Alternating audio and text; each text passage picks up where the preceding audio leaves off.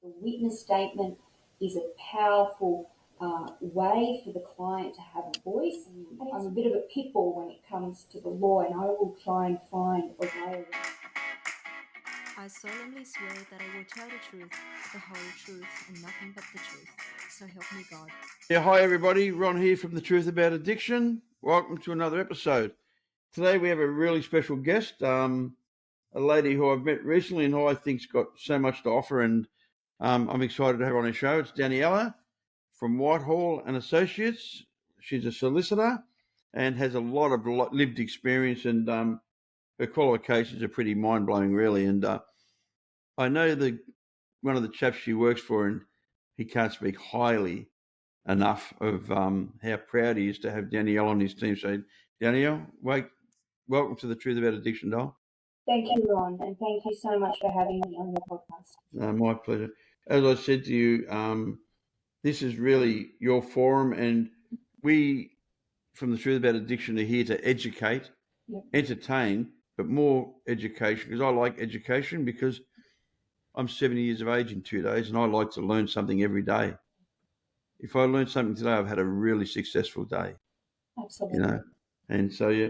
So, quick, brief, Dylan, what is your position at Whitehall and Associates? So I'm the associate here at Whitehall. We are a new firm, but we come with a lot of experience. I have a wonderful team, wonderful management team and support staff as well. So we're really excited to be part of this space and working with survivors of institutional abuse, but also other areas of law, which we can discuss a little bit later. So I'm really excited to discuss with your audience some of the knowledge and experience that I've had over the years in relation to sexual, physical, emotional, and psychological abuse and the effects that it brings. Yeah, cool. So, and this is, I've never spoke about this before. I am also a survivor of sexual abuse and institutional abuse and physical abuse. And I went down the road of the government's stepping stone to get compensation, and I got rorted. You know, I got rorted big time. They put me in contact with a company that did the tick the boxes thing and gave me a financial compensation, which was really pittance, and said, you know, thank you very much. Sign this so you can't ever come back and complain again.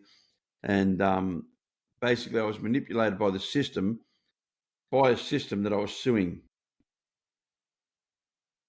Yeah. So I guess that's what people have got to understand, that what's put before us by the system is not there to help us. It's there to get rid of us. I call it hush money. Absolutely. And Ron, your experience is unfortunately not unique. I've had many cases that are coming before my desk outlining exactly what you've identified. Not only with the National Redress Scheme, which is what you're referring to, yes, but where lawyers have represented clients and deeds have been signed without them actually knowing what they've signed. There's also been several cases where legal fees have been taken and they didn't know why. So obviously I never want to speak disparagingly about my learned colleagues, but something is wrong with the process. And this is what Whitehall and Associates is trying to step ahead of the game in the way that we engage and assist clients through this process. Yeah, and that's why I wanted to have you yourself on representing your company, because I'm a very I've been around, you know, and I'm an old school guy, and they still got me. So for the newcomer, they're going to run rings around them, you know what I mean? And as I said, you know, when it comes to any type of abuse, we don't really want to discuss it out aloud as a victim.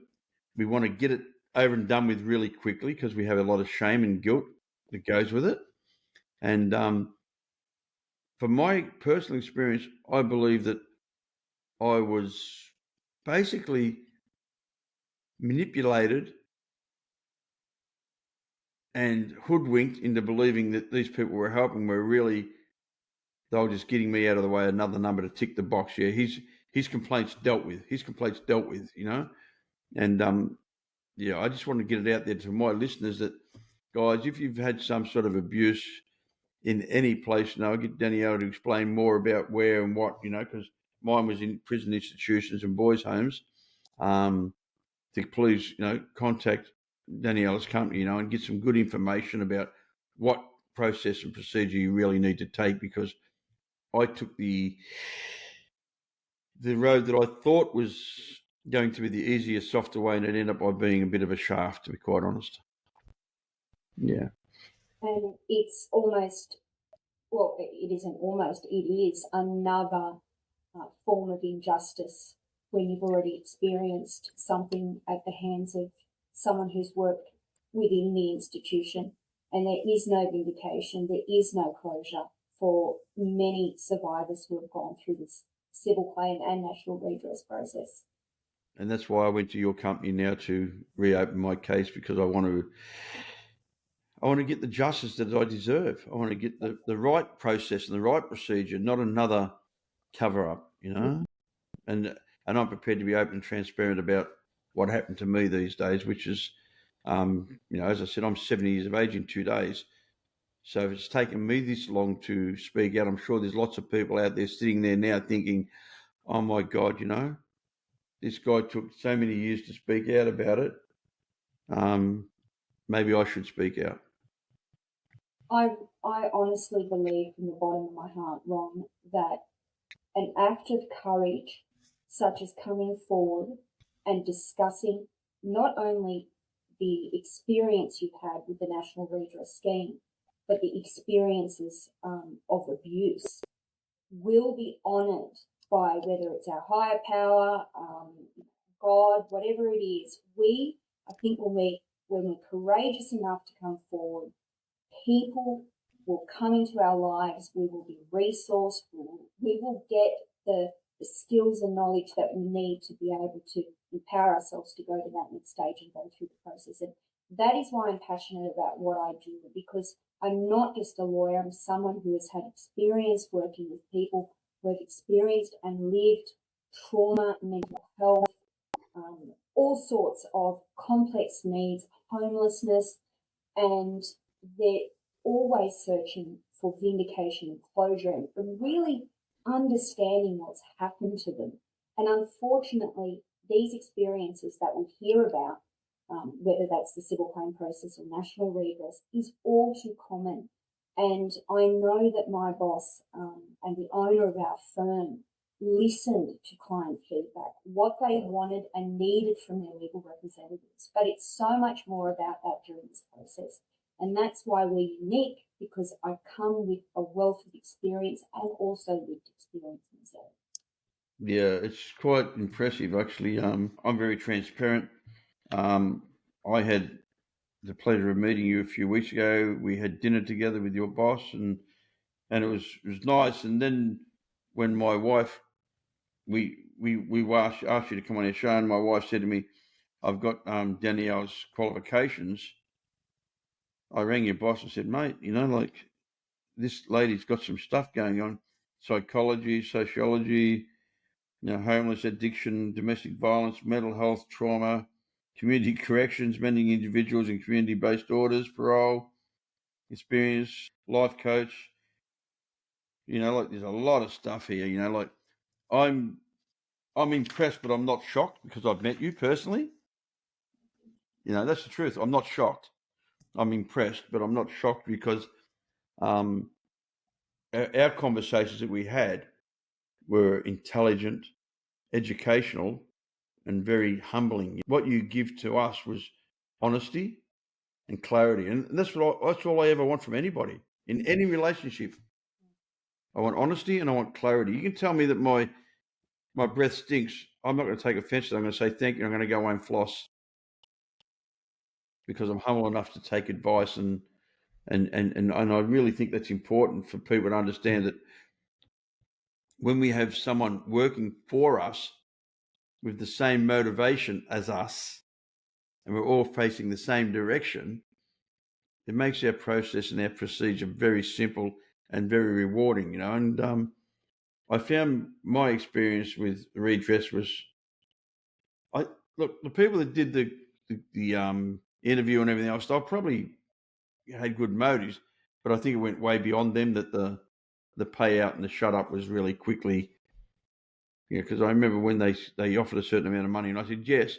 I had it within 24 hours. You know, the money was paid into my account within 24 hours. Like, it's gone. Another one, tick, gone. Yeah, Unfortunately, institutions are not there to protect us. They're to protect the considerations of the relevant institutions within which they represent. So it's unfortunate that so many people are experiencing this. I've had the privilege to work with a couple starting to look at their deeds, and obviously I'll go into this a little bit later, but it is an option to open these deeds and to have them reviewed, which is, I think, at least somewhat of an opportunity for people to come forward and have a second go at it, but yeah, having the right legal representative and advocate do that for them. yeah. I wouldn't have even known you could open until I spoke to you guys. Yeah. Because I was under the impression, oh well, I made a mistake. I've copped what I've copped, and I've got no comeback with it. And I think that's the way they want you to believe it. I really do. I think that's the way the system's set up, to have you think, well, okay, I've signed off on it, it's over. It's not only is it difficult for someone to discuss and open about their experiences of the trauma, which have basically been following them around for so many years, some decades, but it's another thing that it's that they're overwhelmed with the amount of information that they have to provide, and then it's, what information do I provide? What am I going to be believed? Is my story going to be believed? I mean, that is actually one of the key things that's been identified by so many of my clients, that going through this process isn't about money, actually that they're believed and that I believe them. That's empowering to them, even at the beginning of the claim, and we haven't even progressed yet. The National Redress Scheme, we do offer as a firm to support people to go through that process. So the way that we do that is we assess whether or not that claim will meet the civil claims threshold. And if not, then we go through the National Redress Scheme, and we actually assist the client to go through the process. Yeah, cool. Yeah. So that is another option. Yeah, sweet. So today, your background in community services and work with individuals who are homeless and addiction, domestic violence, and mental health trauma. What was that about? Yeah.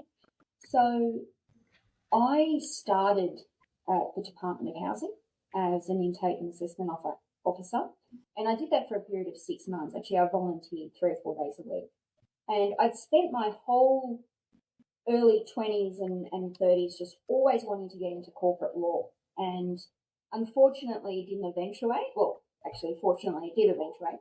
And after I finished my master's, I actually had to volunteer, and I fell in love working with that department, and then moving into a community services organisation that was a specialist homelessness service. And there was something about the people that I was working and engaging with, and the clients of both of those departments. So to cut a long story short, I worked with people who were experiencing immediate homelessness, and obviously people aren't just homeless. They come with so many other issues that could be addiction, mental health, trauma, domestic violence. I mean, the list goes on. And our job really was to support that client in obtaining housing. So we did a lot of advocacy. Our networks were wide in terms of the local agencies, social housing providers.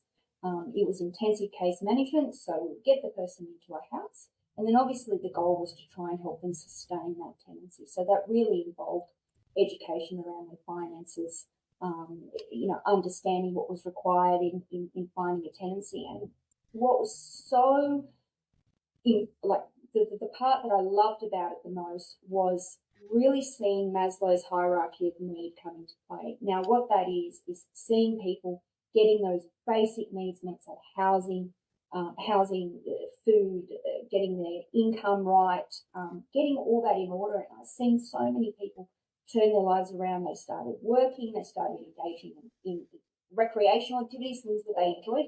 They really started to transition out of the survival, the base mode of living.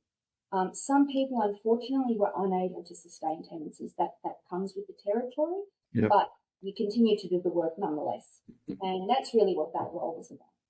Yeah, I like what you said. Not everybody gets it. No. Not every, like I work in drug and alcohol for the last 40 years on and off, and not everybody gets it. And, it's not everybody that needs it. It's just for everybody who wants it. Correct. Yeah. Lots of people need it that never, ever get it, But I'm smiling to myself because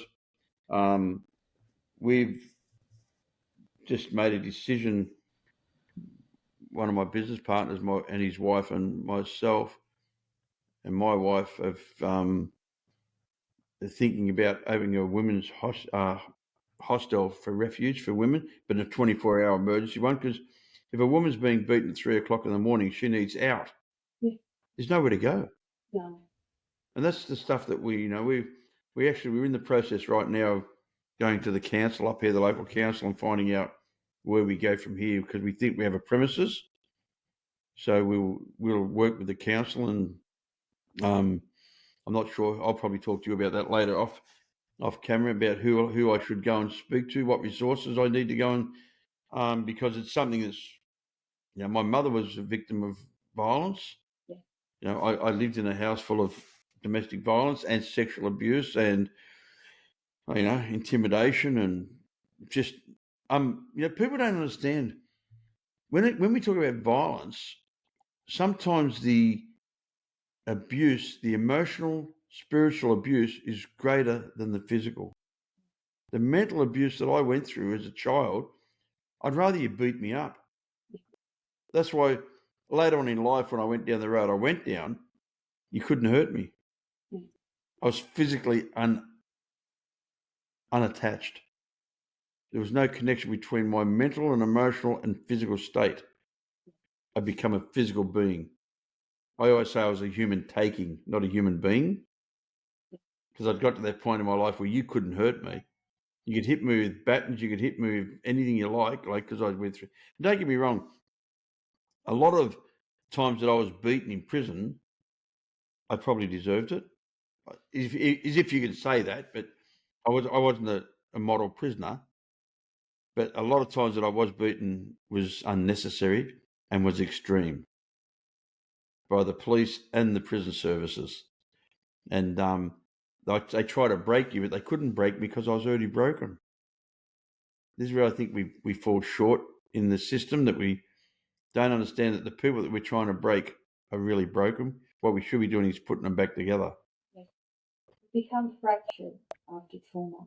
We disassociate. We're unable to, exactly like you identified, unify the thought, the feeling, and the action. And what ends up happening, and this is a very common narrative that when I read witness statements, is survivors experienced quite horrific abuse in their childhood. Not all of them, not all of them. But there is an element of intergenerational trauma here. There's a fantastic book, and it's called It Didn't Start With You. And it explains how trauma is actually passed on from the mother in the womb to the child. And often, and actually more than often, we are unconsciously recreating the abuse that we've received as a child into our childhood, into our adulthood, whether that's on a personal or professional level. You don't have to have gone into custody to unconsciously almost attract these toxic people that are really almost exactly the same as what you experienced, whether that's from a parental figure or obviously, sometimes even people that have experienced abuse in schools by their teachers and principals. Yeah. So it's it's a lot of people don't realise that, and when I talk to them, I say I can see here that there's been a pattern. You continue to and not just in my role as a lawyer, but previously, particularly in community corrections, we were trying to identify what you do offence mapping. So we were trying to identify what were the drivers, what were the factors in getting to that offending behaviour, because something doesn't start from nothing. Yeah. It all leads from something. And I look back now, and only recently do I reflect and I say, how many people that came before me that I worked with at community corrections actually had experienced sexual or physical or emotional or spiritual abuse as children and weren't able to identify that that was the root cause of it? Because how can I work with someone in a modality such as, say, motivational interviewing or CBT, which is really very quick fix, not quick fix, it works, it's powerful. The person we have to be able to identify what the root causes of the behaviour are. And that was getting missed in all the offence mapping. And because people really live in a state of denial or in a state of survival, that's just normal to them. Yeah, 100%. My number plate's denial on one of my cars. It's appropriate. It's appropriate. Yeah. But yeah, like because I've done so much work with drug and alcohol, the amount of people that have been abused sexually that turn into drug addiction is phenomenal. Yes. It's phenomenal. It really, really is. It's mind-boggling how many people have been sexually abused, Yes. neglected, traumatized as children, end up sitting with me talking about robbing banks to get heroin or, kidnapping people or prostitution or, there's no difference between someone who prostitutes themselves or someone who goes and hits up a doctor. Addiction is addiction. Correct. You know what I mean? We're still killing our self-worth. We're still lying, cheating. And I think the biggest damage I did was my self-worth. My self-worth was so low that I believe physical addiction is a form of self-worth, self-abuse. When you're injecting something into your arm or snorting something or dropping something, we're trying to kill who we believe we are. Emotionally and spiritually, we're trying to block everything off. We're trying to shut it down, the pain. But that's not who I was. I wasn't born a painful, confused, angry, dishonest, lying, thieving, cheating junkie. It took years of practice to get to that point. So I say today, I wasn't a bad person. I was a good person doing bad things. And today I'm a good person doing good things. And I think I don't think I know, and from having met you, you're a testament that it is absolutely possible to go from a state of survival, addiction, darkness, despair, to one of empowerment and peace. That's really what we're looking for as survivors of abuse. And the thing is that our memories of abuse are stored in our nervous system. The sympathetic nervous system activates at times of trauma, and it stays on for extended periods of time. And then individuals who have experienced this end up living in those states of survival. And so for me, this is the way I see addiction, drug and alcohol. It's an attempt to re-regulate the nervous system. Yeah. You feel calm when you have that first drink of alcohol. You feel, heroin is like a warm hug that a child never had. It really is about the nervous system. And survivors may or may not have memories of abuse, but it's stored in the body. We have somatic experiences such as flashbacks, nightmares. We have behavioural issues, social isolation. You have obviously your anxiety disorders, your PTSD, depression, suicidal thoughts. The amount of clients that, witness statements I've seen that talk about wanting to die, wanting to end their life after the abuse and throughout their childhood. It's not so much wanting to die, rather than wanting the pain to stop. And that is, in my opinion, the core of addiction. It particularly with survivors of sexual abuse, that the opiates are so strong because it's almost the emotional pain is so overwhelming. Gabor Mate, who's just brilliant in this field, and who's really just the epitome of a professional in regards to addiction and trauma. And he says, I don't ask why the addiction, I ask why the pain. Right, exactly. Yeah. Yeah. I love Gabor Mate. He's one of Yeah, my favourites. yeah.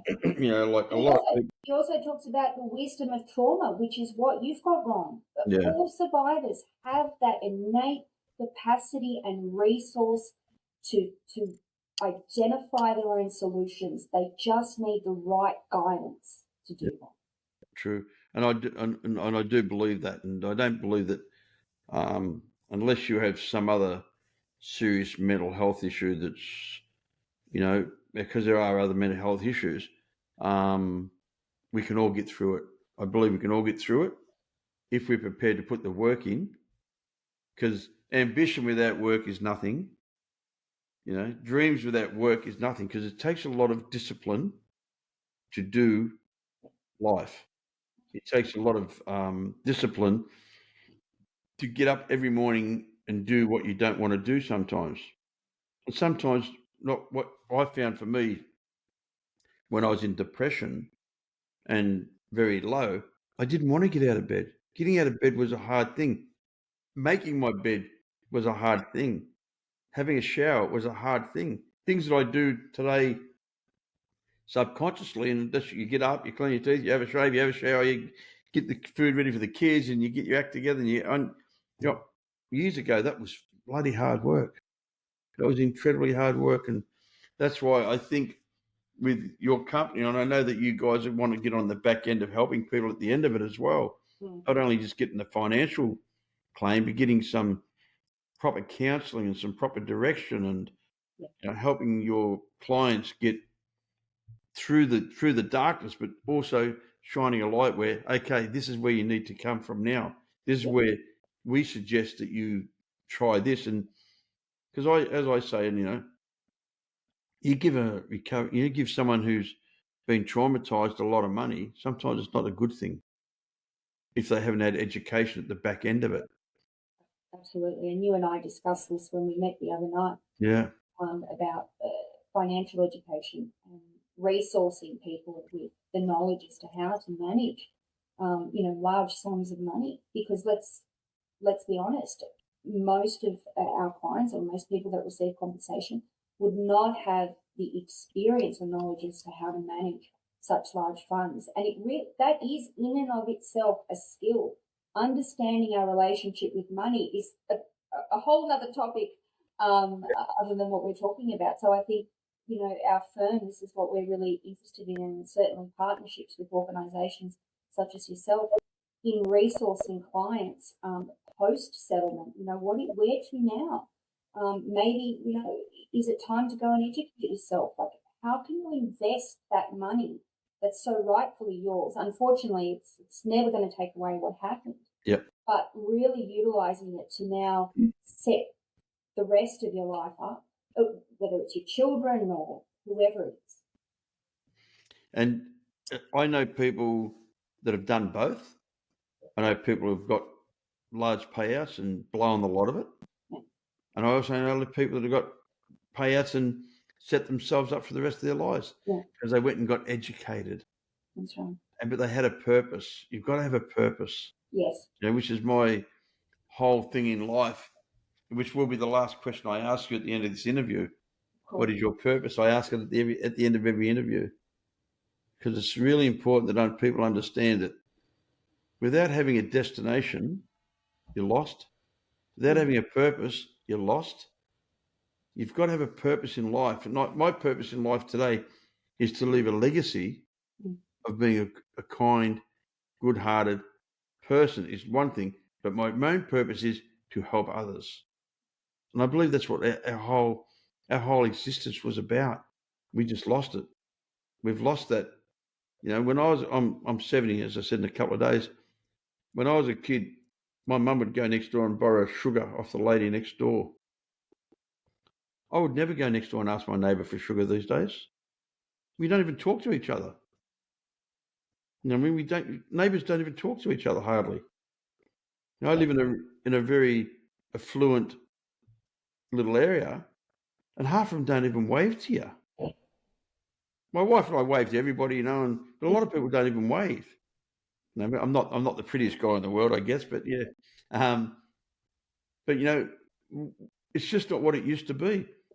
If you came in from school and your mum wasn't home, you'd go to the neighbour's house. Yeah, I still remember those days. Yeah.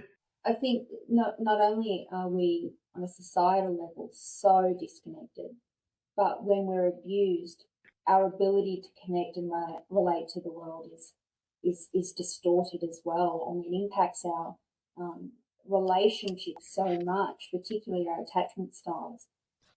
And as simple as reaching out for help is so difficult for so many clients. They identify and talk about how they're unable to discuss their experiences with their family or their children.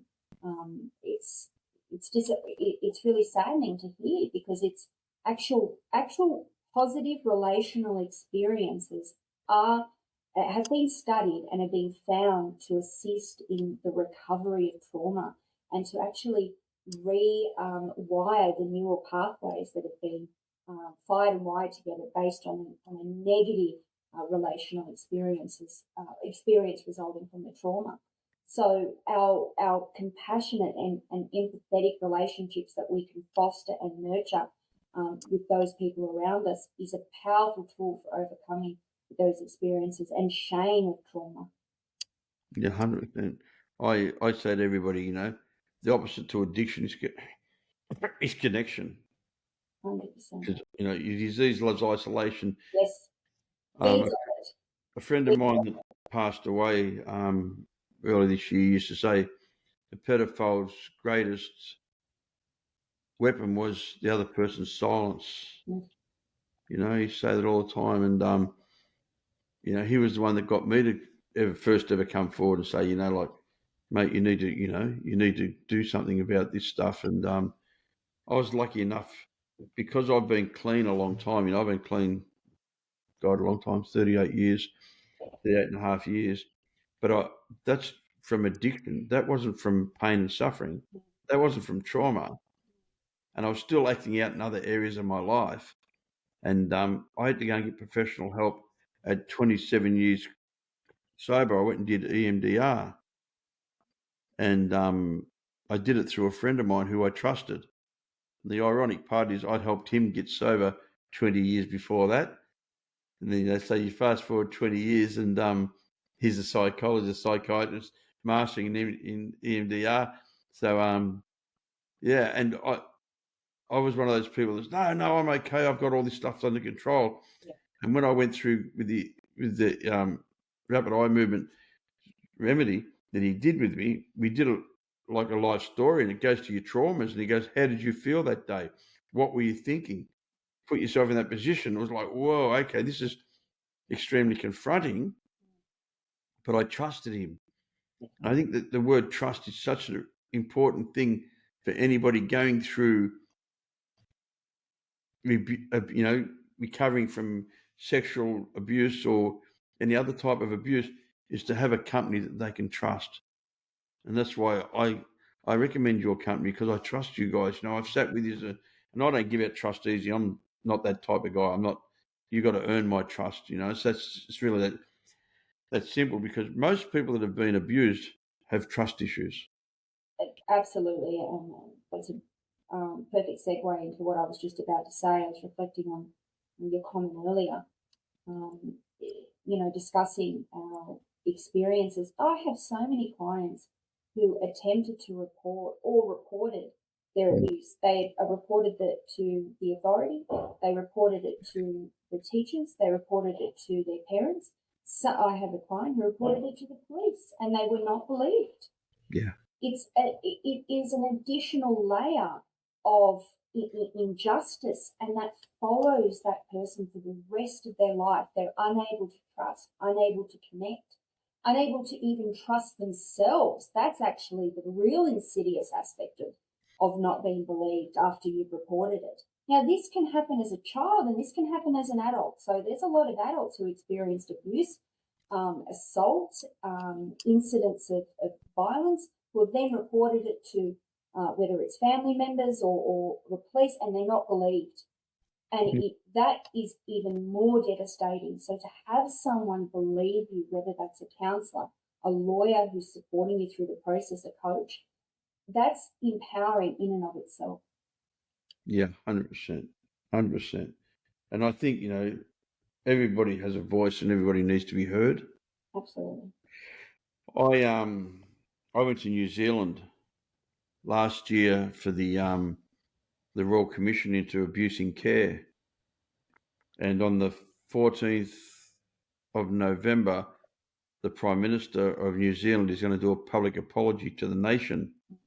And his blog on things says, "We hear you and we believe you." And that's really important. We hear you and we believe you. They say that 200,000 people in care were abused in New Zealand. They've only got a population of 6 million. I think 600,000 people went into care and 200,000 were abused. And they're saying, but there could be more. They're saying there's probably going to be more. It's insane. Oh, it's unbelievable. I mean, we can have statistics here in Australia. Only 4% of claims are institutional. The rest are intrafamilial or familial or someone that the person knows. That's crazy. A family friend. Yeah. We also pursue matters for individual perpetrators. It's a little bit more complicated, but that's certainly an avenue for people. But yeah, it definitely, the statistics are staggering. And how many people out there are living in a survival mode? How many people's relationship and family, and then continuing into generational trauma and passing it on to their children? It's, this is a social issue, but the change starts with the individual. And I hope that part of my role as a lawyer and an advocate for clients is really to be simply a step or a rung on that ladder that can just help them bridge between A and B. And really, and you were saying, having a voice. The pedophiles' biggest strategy really is that the victim doesn't have a voice. Well, the voice and statement of a survivor is believed in the civil claims process. The witness statement is a powerful way for the client to have a voice. And it's not just about the abuse. It actually goes over everything in their life. So from start to end, the impacts that it's had, how that affected their ability to work, their relationships with their children, their partners, how they felt about themselves. Reading this stuff daily, Ron, I get angry, and it really not only it provides me like that motivation, and I'm a bit of a pit bull when it comes to the law, and I will try and find a way around every single problem, because I believe that the right legal mind can find a solution. And if I'm unable to find it, well then, we'll try and find an alternative. Yeah. But I just want people to know that their witness statement and their story is believed. Yeah, it's beautiful, beautiful. Well, Daniela, I really, really enjoy talking to you, as you know, and I know that you and I are going to have lots of talks over the next 100 years if we can stay alive that long. But Sounds good. no, I really do. I really appreciate you coming on our company. So your company's Whitehall and Associates.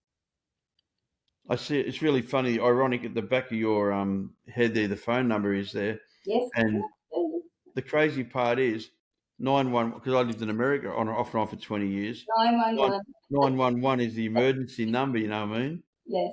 But then my crazy brain goes, 1911 was the 45 automatic weapon that was used in the old days. So it was my weapon of choice as a young fella. Love was it. a 45 automatic. So just shows you I've got two brains. One brain, the old one, and I think most of us have to come to terms that the old brain didn't work anymore. So we have to come to the emergency. The ironic part was the 1911 is the 45 handgun, and the 911 is today, you know, where I like the emergency, and I really appreciate the fact that your company's out there going the bat for, you know, victims, and they are victims. We are victims. People who have been abused are victims. We're not responsible for the abuse, but I believe we're responsible for the recovery. Absolutely, and then also responsible for the actions that we've taken. Yeah.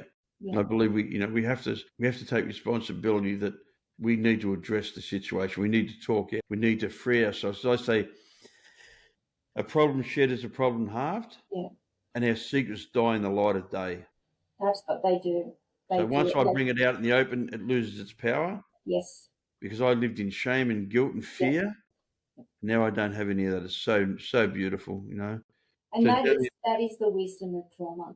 And that act, and you continue to demonstrate courage by doing exactly what you're doing and getting the word out there and having people on your podcast and giving back. That is the act of courage, and that is honoured. No, thank you, Danielle. Okay, Daniela, last question of the day.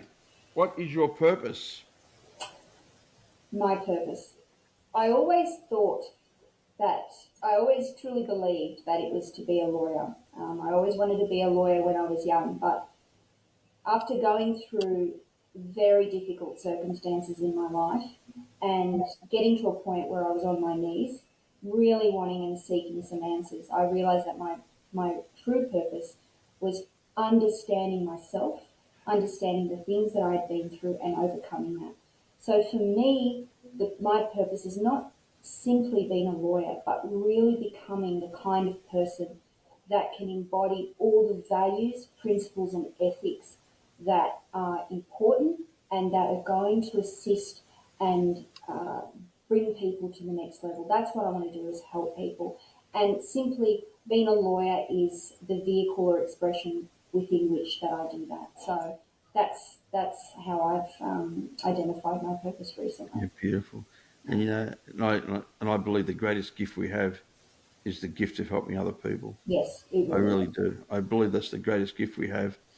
You know, and we need more people that are out there that are trying to do not trying. I don't like using that word trying. That are doing good things, because good things happen for good people. And I really appreciate your time. I appreciate your company allowing you to have this time. All right, Danielle, from the Truth About Addiction, I thank you very much for coming on, and I pray that the listeners get some peace and get some understanding. And please reach out to Danielle and her company. And you know, I say this to you guys and everyone that knows me really well. I don't advocate and recommend people, you know, lightly. I really don't. You know, it's not my nature. My nature is, it's got to be concrete. You know, as I say to you, if I turn up on time, I'm late. You know, I'm that sort of strict with my principles and my demands. It's like, no, that's how it goes, and it's kept me alive for 70 years, and hopefully it'll keep me alive for another 70. Danielle, thanks very much for the Truth About Addiction. I solemnly swear that I will tell the truth, the whole truth, and nothing but the truth. So help me God.